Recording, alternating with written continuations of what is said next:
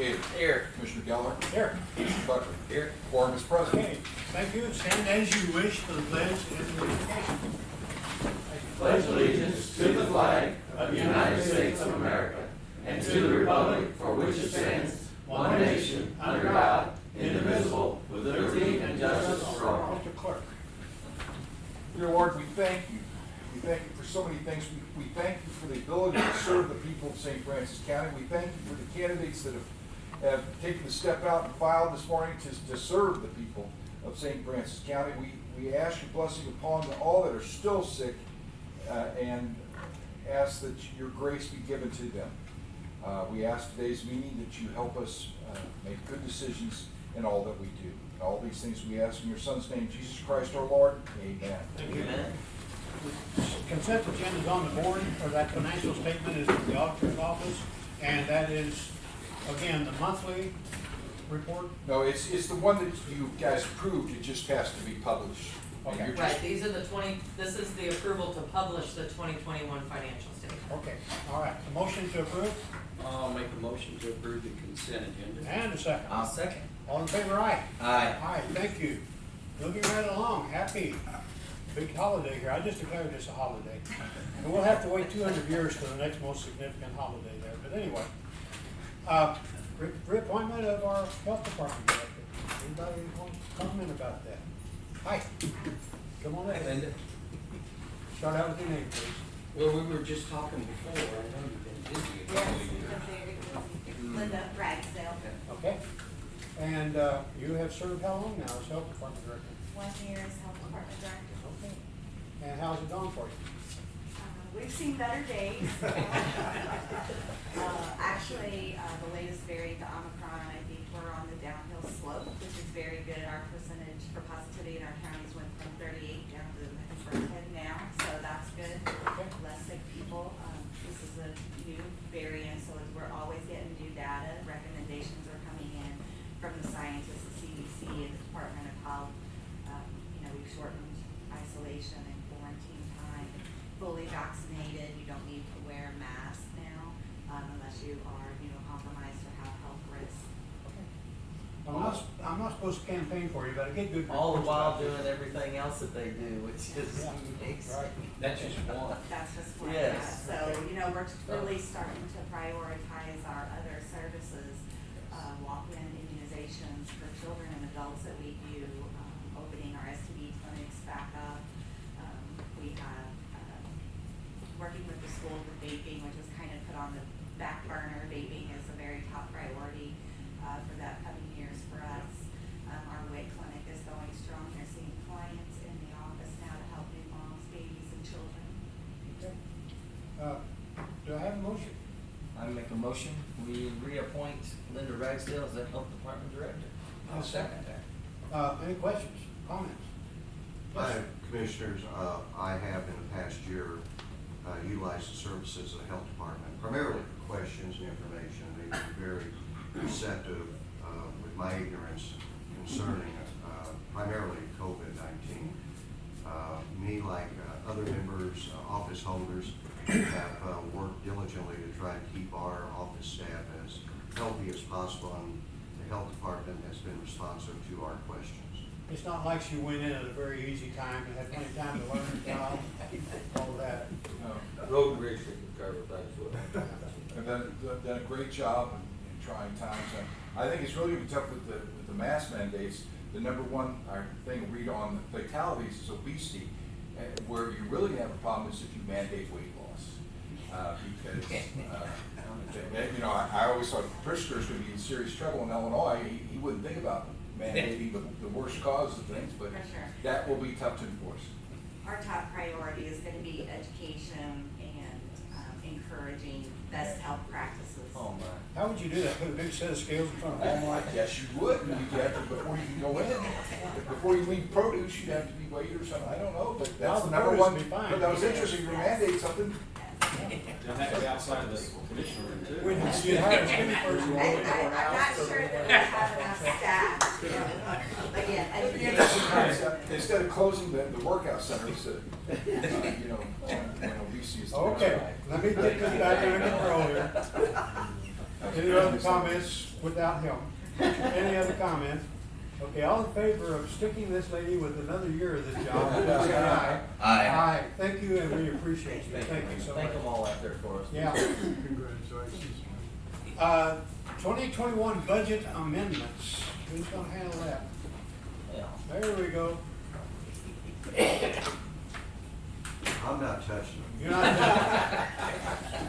Amber Auditor's Office.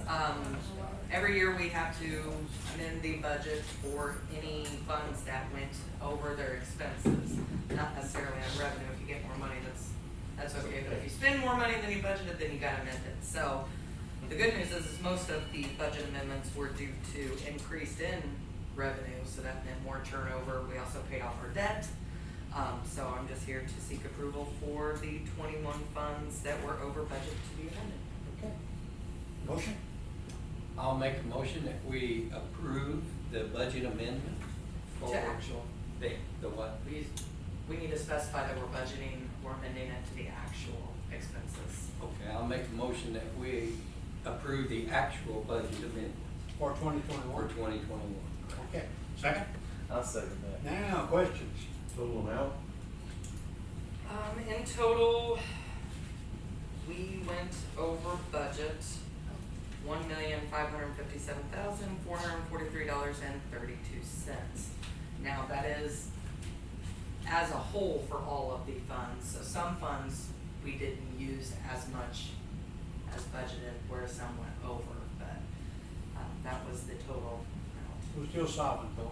Yes. Okay. Yes, like I said, all of those either had cash reserves to cover that or had increases in sales tax or other type of funding that offset the expenses. Any other comments? I have a question. Is this in regards to certain line items that were over? We only amend budgets as a whole that are over in their total expenses. So when we do amend that budget, though, we do amend a specific line item that went over. It may not correspond to that exact line item, though, if that makes sense. Okay. So if your whole budget's over $10,000,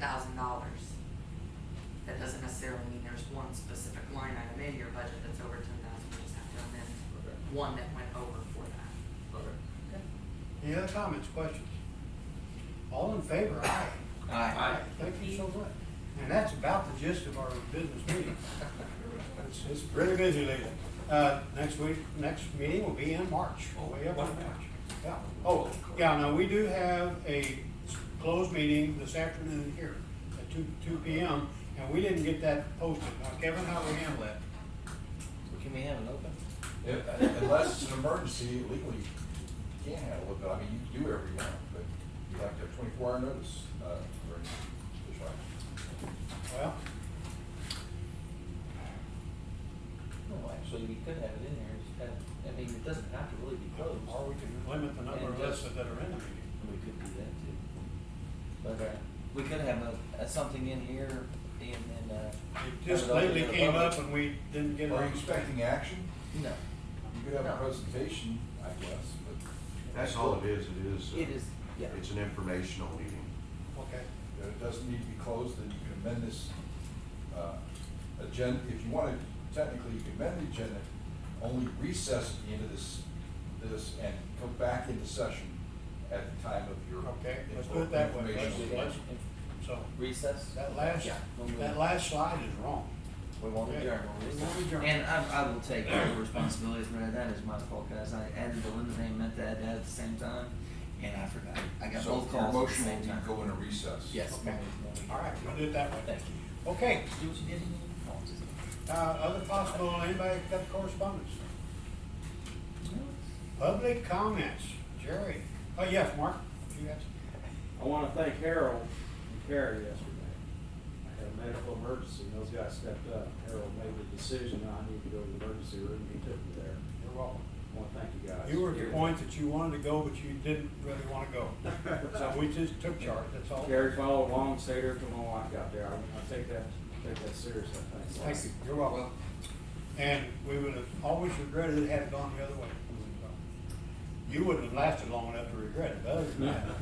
Okay, public comments, I've asked an old time friend of mine to come in, Jerry Richards. Oh, well, one more thing.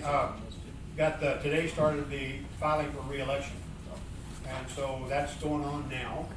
And now we have, yeah, go ahead. On that, all the offices that are up for election that I'm aware of have somebody filed. The incumbents have filed it in all the seats, but the collector and the circuit clerk. And we have 2 candidates for the circuit clerk, 2 for a judge, and so far 1 to replace the collector. Now, the 2 for a judge, do they have to specify which judgeship they're They looking? do. Okay. And since I had leave before the 1 finished, I believe there will be 2 for Judge King's Okay. position. I wasn't sure how that. Literally, I was calling them to see which one.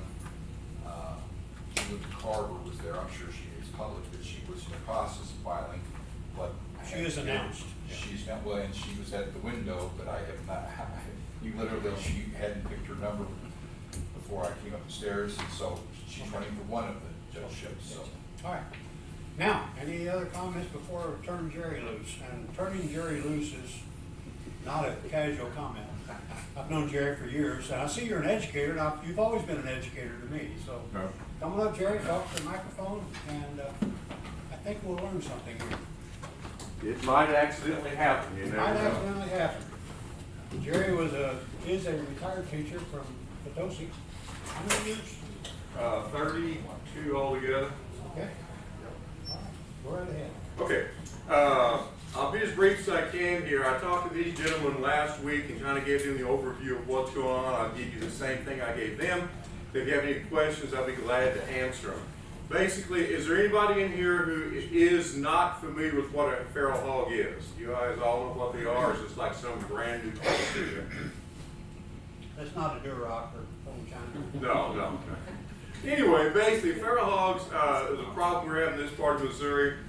These hogs come in, they're just called a wild hog that comes in and gets on your property and just tears your property all to pieces on a farm. I have a farm over in southwestern Washington County. About 3 years ago, I started having problems with these. I wound up getting in touch with the Department of Conservation, got some help, had traps on my property, and so far we have eliminated about between 200 and 300 hogs on our farm over there. So it is a problem. But the main thing they do is they come in and they will tear up hay fields. And before I'd ever seen a feral hog, I assumed that feral hogs looked kind of like after a Friday night football game when I was growing up, like the land's kind of roughed up a little bit. I had no idea. It would look like you brought a drunk in on a bobcat skid steer and turned them loose, and they're just tearing the heck out of everything. So I started working with them just personally as a farmer on my property.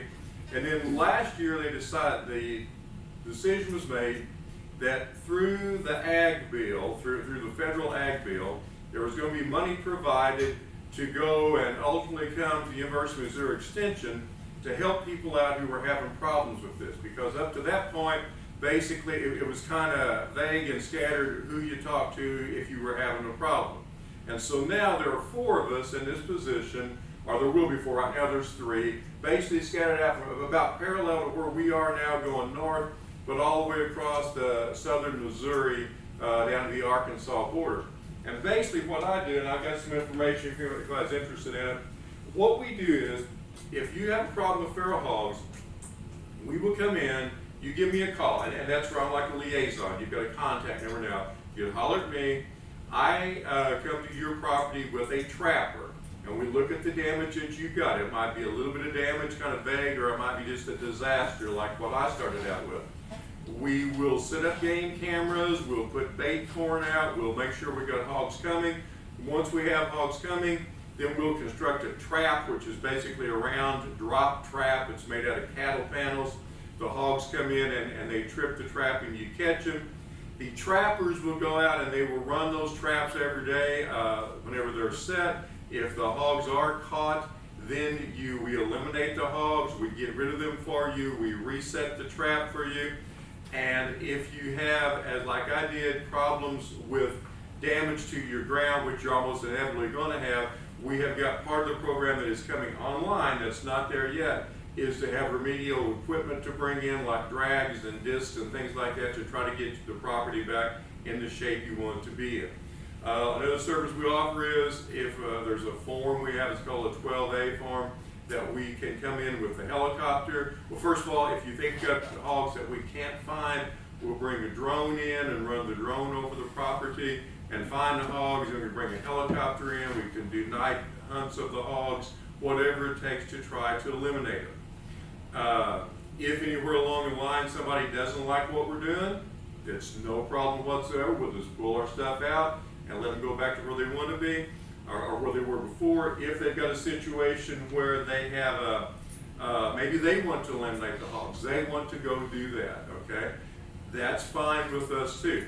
The big difference is 3 years ago when I had the problem, everything was on me. They brought out a trap and set it up, but I was responsible for everything. So when you're trying to run a farm, you add that into the equation, it was a lot of extra work. Plus, whenever you do catch hogs, sometimes you're catching 20, 25 of them at a time.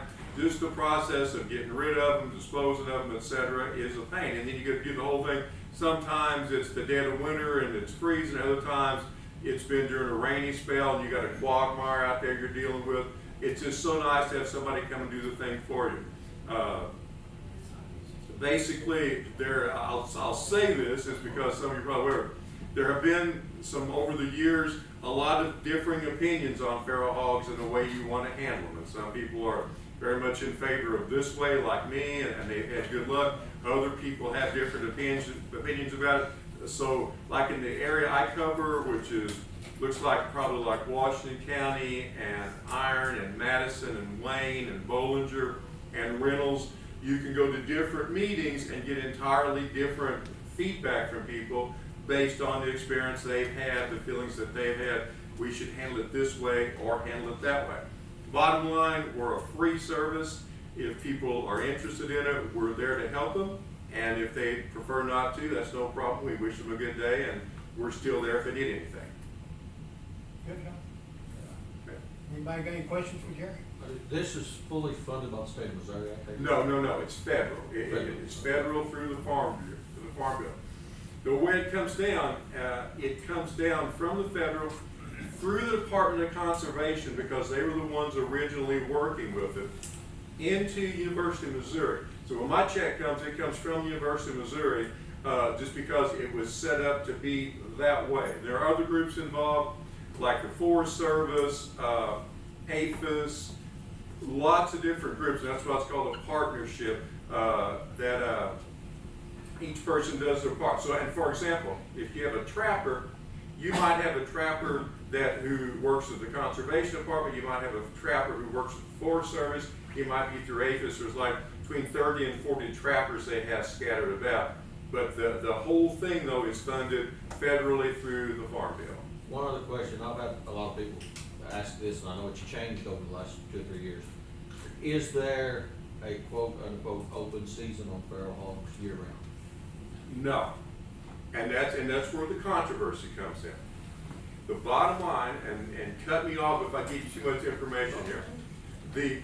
The study, if you look at the scientific studies on this stuff, if you look at what's happened down south, like in Tennessee or Kentucky or Arkansas, anywhere that they have the hunting season, because your logic says, well, let people hunt them and they'll get them and they'll help solve the problem. Every time they have done that, when you allow the hunting, the basic thing that they see, and people don't want to believe this sometimes, and that's okay because it's America and you can believe whatever you want to believe about stuff. But the statistics show, let's say you get a group of 25 hogs running, that's called a sounder, okay? The fellows go in who want to go hunt those hogs. Let's say in a lot of cases, they would like the trophy hog of the bunch, the biggest hog of the bunch. So they're going in there and they're trying to pick all this at the top 2 or 3 hogs. Statistically, from the evidence, that group will split up into 2 or 3 different groups. So if I'm sitting there on my land now, well, they're in Washington County, and I'm trying to catch them, instead of having one group to catch, now I've got 3 different groups to catch. The problem that you run into is these gentlemen got really used to doing that, and it's a big sport to them, like riding my trail bike is to me back in the woods. I enjoy it. It's a big sport to them. And because of that, they have shut the thing down. But there are certain groups in certain counties, like you get down in Reynolds County, Iron County, different areas that people are very against that. So that's why whenever we come in, to be honest, there's places where we are welcomed in and they say, hey, we think this is great and we'd like to, use the services you guys have. Other places, not so much. But bottom line, there is no open season on them. Now you can take, like during deer season or whatever, I think the way it reads, if you happen to see a hog during that time, you can do it. And you can hunt on your own land. So if I wanted to hunt on my farm out there, I can do that. But the thing of just say, hey, let's get a bunch of us together and let's go out Mark Twain National Forest this weekend and let's go hog hunting, that right now is illegal. Bob, you might mention how quick they reproduce, because we're not talking about deer or something that has, how often and how many. A hog, from the best evidence we have, the gestation period, let's just call it 4 months. It's about 3 months, 3 weeks, and 3 days. The females mate very early. By the time they're a year old, they're starting to have pigs. They have like 3 litters per year, anywhere between 6. The best numbers I'll give between 6 and a dozen. Okay. Per litter. Per litter, and then they're going out there, and the reproduction rate is just astronomical of how fast they reproduce. And the thing is with it, it is just crazy. For example, on my property, they come in, they tear stuff up terribly. We go out, we catch a bunch of them. I get equipment. I'm lucky I've got a neighbor who's got some big heavy equipment, big drags and blades, and go over, and you can have it back. And you're not got it back like you fixed a golf course, but the main thing you're trying to do is you're trying to get the land back where you can run hay equipment over it. That's what my problem is. We got 500 acres. It's a century farm. I always tell people when I was growing up, my dad and grandpa, they had me ready to handle droughts. They had me ready to handle floods. They had me ready to handle ice storms. They had me ready to handle windstorms, knocking the fences down. There's nothing I've ever had to prepare me for this, and just emotionally, just from an emotional You standpoint. got to bury them, and you can't just take a several 100-pound pig and throw him down in the sand. I mean, And 15 of them. you get 15 of them at a time. You've got to have heavy equipment just to bury the things once you. Now we don't bury them. Just let them. You Right. and that's a common misconception, but I get that everywhere I go. I've got a spot on my farm, we call it the cow graveyard, okay? And that's where we've taken cows up this one holler for years and years and years.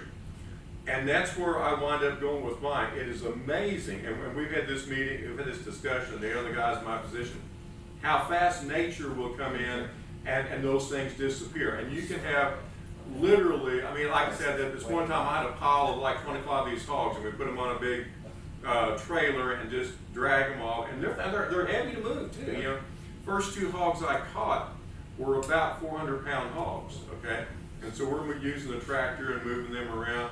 And if you want to see fun pictures, I got a lot of fun pictures I can show you of fun you can have with live and dead feral hogs. But it is just a pain. It's just a royal pain. And like I say, the bottom line is, we want to do this stuff. We want to offer it for free. We want to help people. It's a service that's there, that's paid for with federal dollars.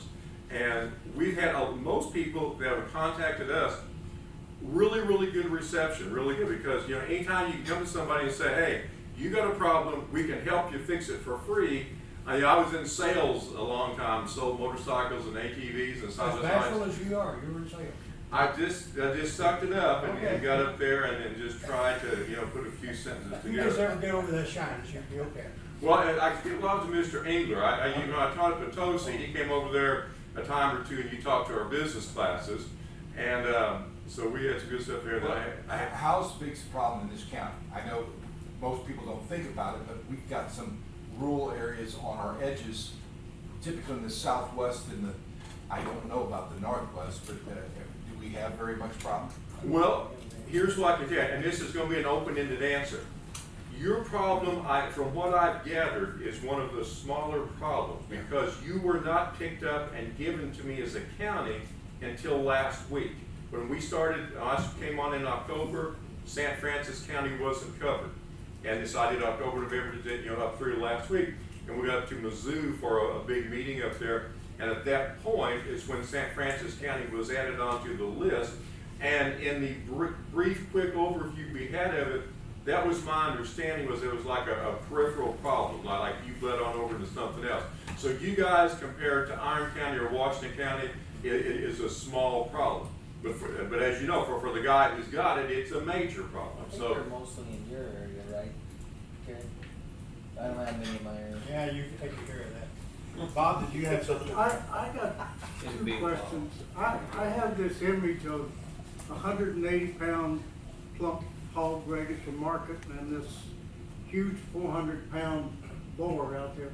Is there a genetic difference between what I call a tame hog and a feral hog?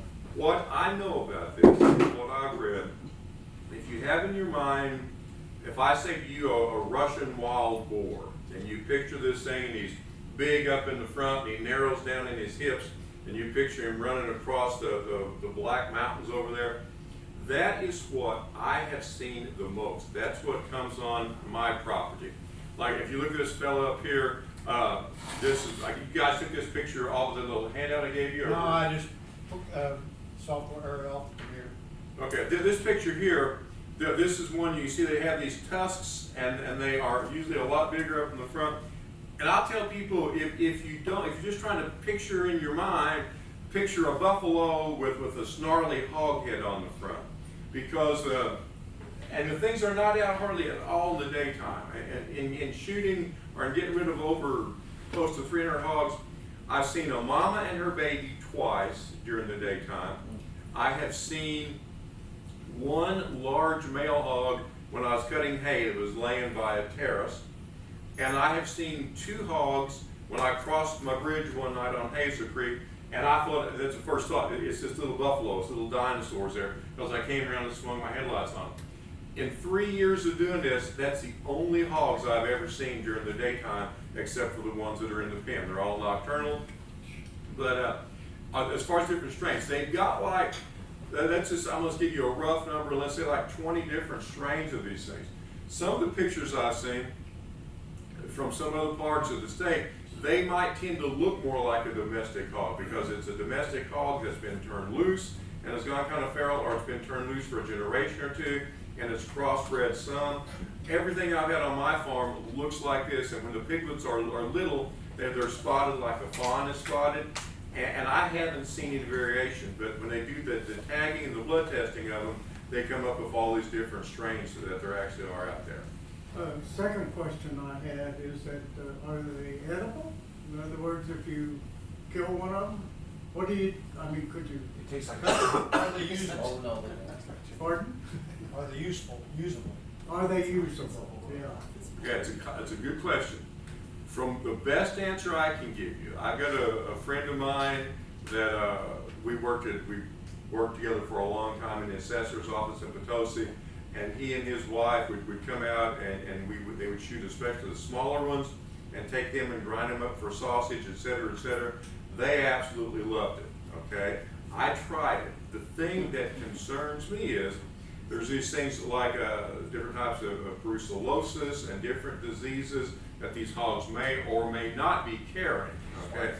And just because of that, I think probably the people who taste them, that they like the flavor of them. Just me, I'm just kind of thinking, in my mind, I got enough things to worry about. I don't want to save a few bucks on some bacon and have a problem with it. Also, like the butcher shops don't like to take anything like that in because you have that unknown commodity. But other people look at this like they say, you take a deer out of the woods, you're not sure what it's got, but you take the deer, you eat the deer, etc. And the people that do like to eat them appear to really like to eat them. Okay. Any other questions? Okay. Disease or injury, how dangerous are they? To maybe to other animals?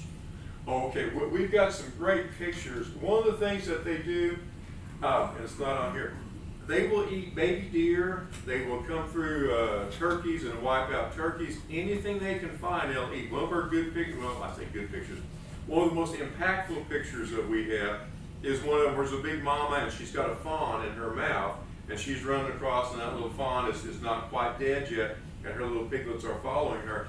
I've talked to some guys down in Madison County, and one of the things down there that is some people, they own like, say 35 acres of this property there, they come down and hunt. And they said for years and years and years, they always had deer, they always had turkey, they always had this variety of stuff. And they said since the hogs came in on them, that they have basically wiped that out. They just don't have that anymore. And that's one of the offshoots of this thing. You get these different areas where, okay, we're thinking this, but we're not thinking what's it doing to this habitat, what's it doing to that habitat, what, you know, your effect on farmers. So it's a broad ranging thing. You know, once you go in and you upset one part of your ecosystem, it's a big deal. Any other questions? Jerry, I appreciate you. Thank you. Thank you, Jerry. Thank you very much. I've got up here, if any of you have any questions, this paper here tells the services that we will offer in case anybody's interested in that. This is the little brochure, just some real brief stuff, and the front and back shows some of the damage and the cages and things we use to catch them with. And these are my cards here. And if you have any questions whatsoever, I'd be glad to talk to you all about it. If someone else, you know, a lot of times what I get is, if somebody, it's not their problem, but they've got neighbors who had something, and then they'll go home and the neighbors holler at me. And you know, any way we get the word out there, we're glad to get the word out. So it would be a favor to me if you send people in my direction, because that's my job. And if we can help them, that's what we're here for. Thank you guys for your hospitality and making me feel welcome, even though I did come over from Washington County. You know, I wasn't a whole lot of But problem. stay around a while, it's a better place to be.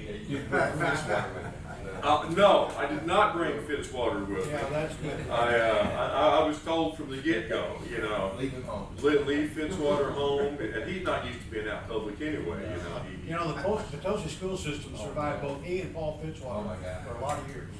And so somehow they survived that.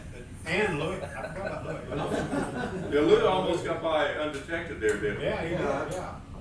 I'm kind of thinking I'm taking this a little personal. I was gonna say, That's intended. Thank you. Thank you. Okay, thanks, guys. Okay, next item is our seal contest update. As of this morning, there were 183 entries from 138 people. And you are in your last week now, making an entry. Yes. And as we heard before, it's from all over the world. So that's where we are. Now, this next one is wrong.